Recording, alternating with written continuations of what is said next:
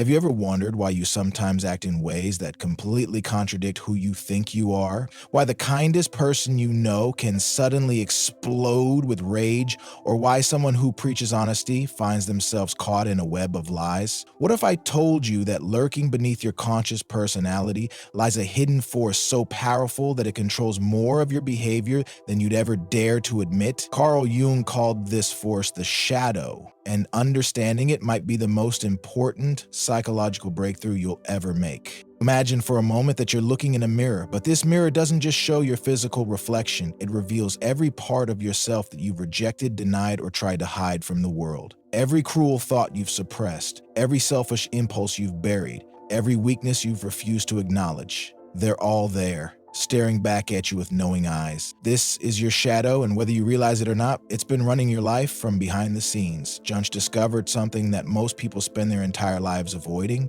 We are not who we think we are. The polite, rational, socially acceptable person you present to the world is just the tip of the iceberg. Beneath the surface lies a vast, unconscious realm filled with everything you've deemed unacceptable about yourself. And here's the terrifying truth. The more you try to ignore your shadow, the more power you give it over your life. Think about the last time you had an inexplicable emotional reaction. Maybe you snapped at someone who didn't deserve it or felt an overwhelming surge of jealousy that seemed to come from nowhere. That wasn't just a random moment of weakness. That was your shadow breaking through your carefully constructed facade. Jung understood that these eruptions aren't accidents. They're your psyche's desperate attempt to restore balance. But why does the shadow exist in the first place? From the moment we're born, we begin a process Jung called persona development. Like actors putting on masks for different roles, we learn to present acceptable versions of ourselves to gain love, approval, and social acceptance. Your parents praised you for being good and punished you for being bad. Your teachers rewarded compliance and discouraged rebellion. Society taught you which emotions were appropriate and which should be hidden away. With each rejection of an unwanted trait, each suppression of an uncomfortable feeling, each denial of an inconvenient truth about yourself, you fed your shadow. It grew stronger in the darkness of your unconscious, accumulating all the discarded pieces of your authentic self. Jung realized that this process, while necessary for social functioning, creates a dangerous psychological split. The more perfect you try to appear, the more monstrous your shadow becomes. Consider the phenomenon of projection, one of the shadow's most insidious tricks. Have you ever met someone who instantly irritated you, but you couldn't quite explain why? Or found yourself judging others for behaviors that, if you're honest, you sometimes exhibit yourself? Jung discovered that what we despise in others is often a reflection of what we refuse to see in ourselves. The qualities that trigger the strongest emotional reactions in us are usually the very traits living in our own shadow. This isn't just abstract psychology, it's the mechanism behind humanity's greatest conflicts. Jung observed that entire nations could project their collective shadow onto other groups, leading to war, genocide, and systematic oppression. The evil enemy becomes a repository for everything a society refuses to acknowledge about itself. Understanding this dynamic doesn't just help you understand yourself, it provides insight into the dark patterns that shape human history. But here's where Jung's insights become truly revolutionary. Most psychological approaches focus on strengthening the ego, building confidence, and maintaining a positive self-image. Jung took the opposite approach. He argued that true psychological health requires befriending your shadow, not eliminating it, but integrating it into your conscious awareness. This process, which Jung called individuation, represents one of the most challenging journeys a human being can undertake. It requires the courage to face everything you've spent your life running from. It means acknowledging that you're capable of cruelty, that you harbor selfish desires, that you sometimes act from petty motivations. It means accepting that you are, in Jung's words, a paradox, simultaneously capable of great good and terrible evil. The journey begins with recognition. Jung developed several techniques for making the shadow visible. Dreams often provide the clearest window into this hidden realm. Pay attention to the dark figures in your dreams, the criminals, the monsters, the people who threaten or disgust you. These aren't just random images, they're personifications of your rejected aspects seeking acknowledgement. Active imagination, another of Jung's techniques, involves consciously engaging with these shadow figures through visualization or creative expression. Instead of running from the dark characters in your psyche, you learn to dialogue with them, to understand their needs and messages. This isn't about indulging destructive impulses, but about bringing unconscious material into conscious awareness where it can be properly integrated. The emotional payoff of this work is extraordinary. People who successfully integrate their shadow report feeling more authentic, more energetic, and paradoxically more moral than before. When you stop expending enormous amounts of energy suppressing unwanted aspects of yourself, that energy becomes available for creativity, genuine relationships, and meaningful action in the world. But the journey isn't just personal, it's essential for society. Jung believed that individuals who fail to confront their shadow inevitably acted out in destructive ways. The politician who preaches family values while having affairs, the spiritual teacher who abuses power, the activist who becomes as hateful as those they oppose, these are all examples of shadow possession, where unconscious contents take control of behavior. If you've made it this far, you're already demonstrating the kind of psychological courage that Jung believed was essential for human evolution. Most people will spend their entire lives running from these truths, living in what he called unconscious participation, with forces they don't understand. But you're different. You're willing to look into the darkness and discover what's really driving your life. The question now becomes, are you ready to take the next step? Are you prepared to discover not just what your shadow contains, but how to transform it from your greatest enemy into your most powerful ally? Because what Jung discovered about shadow integration will challenge everything you think you know about personal growth, morality, and what it means to be human. The transformation that awaits you on the other side of this work isn't just psychological, it's spiritual. Jung realized that confronting the shadow is the first step in a larger journey toward what he called the self, a state of wholeness that transcends the limited identity of the ego. But before we can explore that profound territory, we must first learn the practical techniques for shadow work that Jung developed through decades of clinical practice and personal exploration. If this exploration into the hidden depths of your psyche is resonating with you, if you're feeling that familiar tingle of recognition that comes when you encounter a truth you've always known but never articulated, then you need to subscribe right now, because what comes next will show you exactly how to do the shadow work that most people only read about but never actually practice. Hit that subscribe button and ring the notification bell, because your journey into psychological wholeness is just beginning, and you won't want to miss a single step of this transformation. The moment you decide to consciously engage with your shadow marks the beginning of what Jung considered the most important work of your life. But this isn't just an intellectual exercise, it's a full combat sport with your own psyche, and it requires specific techniques, unwavering commitment, and the kind of brutal honesty that most people avoid at all costs. Jung discovered that the shadow reveals itself through predictable patterns, and once you learn to recognize these patterns, you gain access to a hidden world that's been influencing your behavior since childhood. The first and most accessible doorway into shadow work is through your emotional reactions, particularly those moments when your response seems disproportionate to the situation. Start paying attention to your triggers with the intensity of a detective solving a crime. When someone's behavior makes your blood boil, when you find yourself judging others with unexpected viciousness, when you feel compelled to argue about topics that shouldn't matter to you personally, these are all shadow eruptions. Your unconscious is trying to show you something about yourself that your conscious mind refuses to see. Jung developed a technique he called taken back projections, and it's one of the most powerful tools for shadow integration. Here's how it works. The next time you find yourself intensely disliking someone or feeling triggered by their behavior, ask yourself this question: How might I be capable of this same behavior? Not whether you would act on it, but whether the capacity exists within you. This process is initially uncomfortable because it forces you to acknowledge aspects of yourself that contradict your self-picture. The person who prides themselves on their honesty must acknowledge their capacity for deception. The individual who sees themselves as generous must face their inner miser. The one who believes they're above petty concerns must confront their own pettiness. But here's where Jung's approach becomes truly revolutionary. Instead of using these discoveries to beat yourself up or sink into shame, you learn to hold paradox.